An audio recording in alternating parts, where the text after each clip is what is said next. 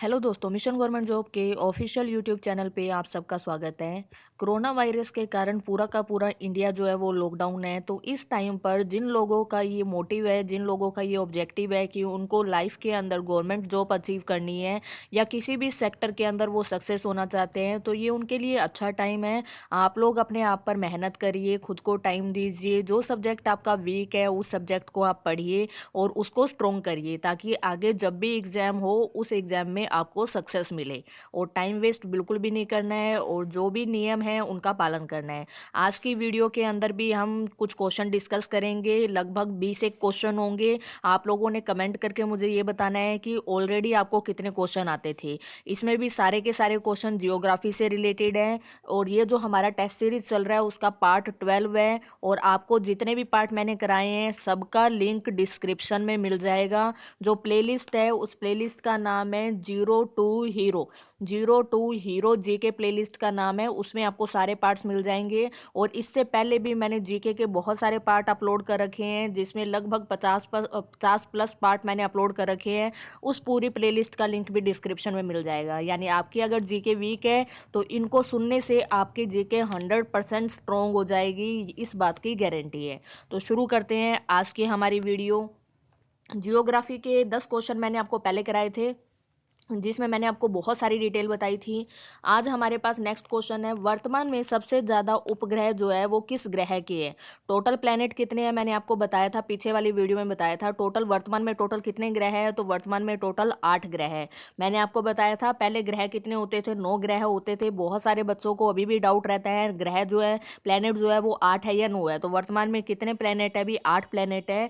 2006 के अंदर जो प्लूटो प्लैनेट था उसको ग्रह की श्रेणी से निकाल दिया गया और उसको बोना ग्रह के अंदर शामिल कर दिया गया, क्योंकि वो जो है ग्रह की गति का जो नियम था वो उसे तोड़ रहा था। इसलिए 2006 के अंदर ये डिसीजन लिया गया था कि प्लूटो अब ग्रह नहीं है, प्लूटो अब बोना ग्रह होगा। तो वर्तमान में टोटल कितने ग्रह हैं, तो वर्तमान में टोटल 8 ग्रह हैं। और उन्हीं 8 ग्रहों में से वर्तमान में सबसे ज़्यादा उपग्रह किस ग्रह की है। अगर आप लोग बुक्स पढ़ोगे या फिर पुरानी बुक्स पढ़ोगे या फिर पुरानी वाली वीडियो सुनोगे किसी भी चैनल से, तो उसमें आपको आंसर मिलेगा इसका बृहस्पति। लेकिन अब इसका आंसर बृहस्पति नहीं है, अब इसका आंसर होगा सैटर्न यानी कि शनि। शनि ग्रह के सबसे ज्यादा उपग्रह है। ठीक है, आप लोगों ने अगर पहले बृहस्पति पढ़ रखा है, जुपिटर पढ़ रखा है, तो उसको अपडेट कर लेना। वर्तमान में सबसे ज्यादा जो उपग्रह है वो शनि ग्रह के हैं। अब आप लोग मुझे कमेंट करके बताना कि शनि ग्रह के कितने उपग्रह हैं। आगे समझ में।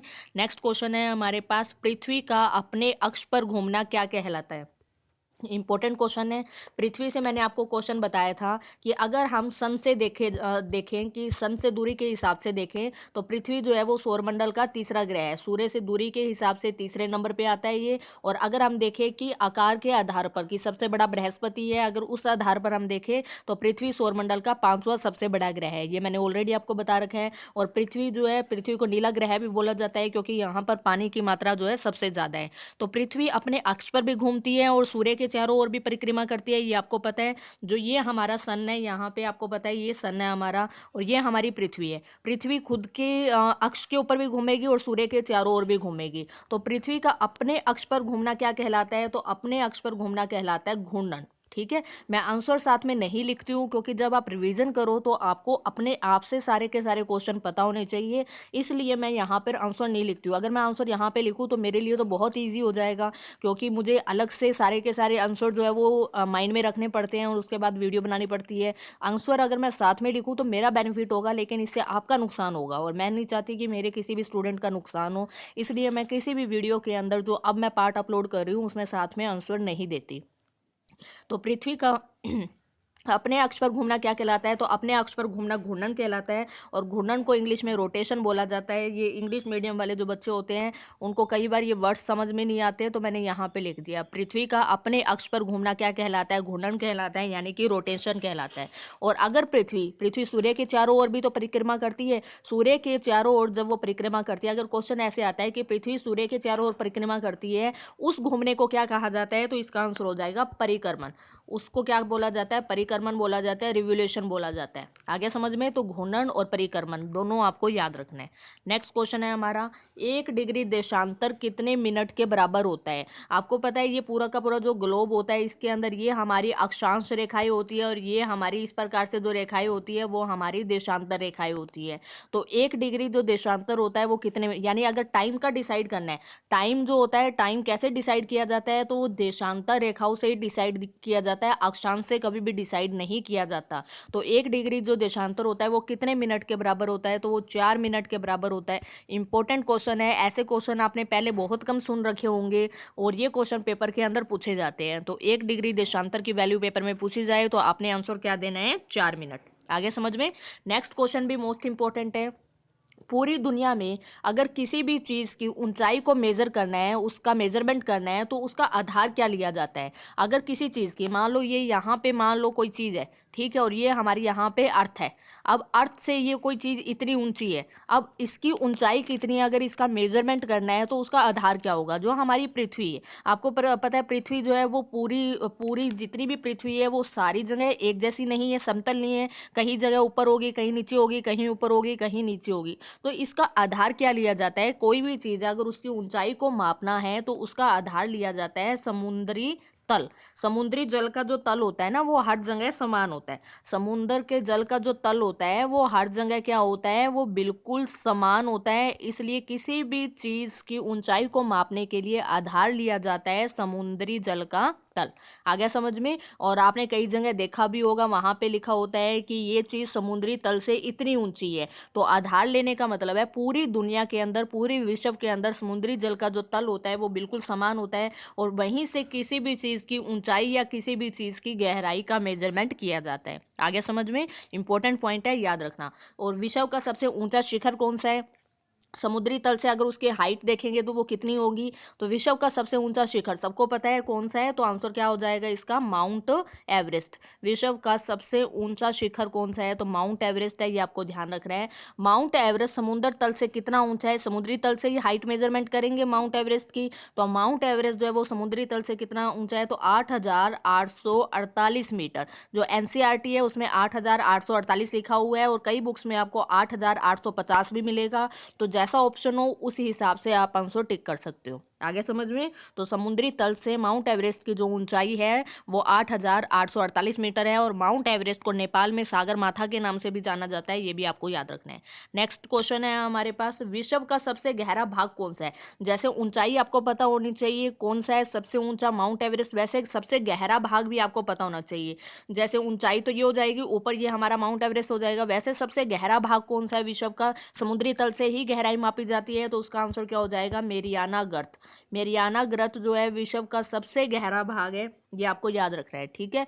मेरियाना गर्त विश्व का सबसे गहरा स्थान है। और ये जो मैरियाना गर्त है, मैरियाना गर्त की गहराई है कितनी, तो 11,022 मीटर।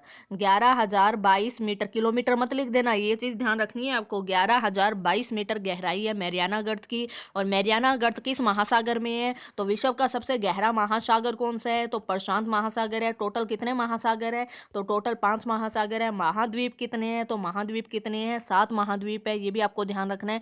सबसे बड़ा महाद्वीप कौन सा है, तो एशिया महाद्वीप है। और सबसे छोटा कौन सा है, तो ऑस्ट्रेलिया महाद्वीप है।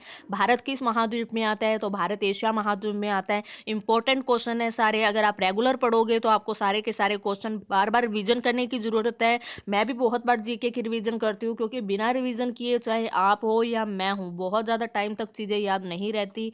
हर किसी को रिवीजन की ज़रूरत होती है, चाहे वो टीचर है चाहे वो स्टूडेंट है। तो आपको बार बार चीज़ों की रिवीजन करनी है, एक बार आप इनको याद करिए और जब अगली वीडियो अपलोड हो तो पहले वाली वीडियोस को जरूर रिवाइज किया करो।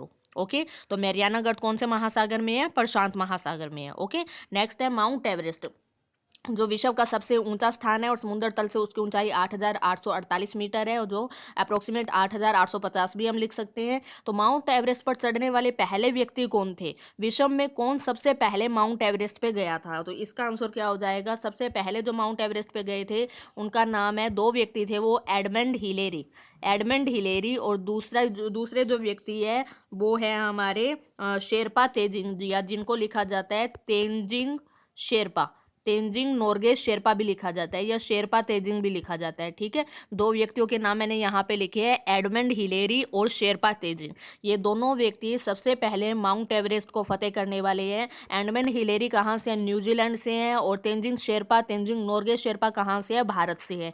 इन दोनों व्यक्तियों ने सबसे पहले माउंट एवरेस्ट को फतेह किया था। आगे समझ में। अब डेट पूछी जाती है, वो डेट आपको याद रखनी है, 29 मई 1953। यानी सबसे पहले माउंट एवरेस्ट पर जो फतेह किया गया था वो दिन था 29 मई 1953। दो व्यक्ति गए थे, एक न्यूजीलैंड से और एक भारत से। न्यूजीलैंड से थे एडमंड हिलेरी और भारत से थे शेरपा तेजिंग। आगे समझ में। तो ये तो पहले व्यक्ति हो गए।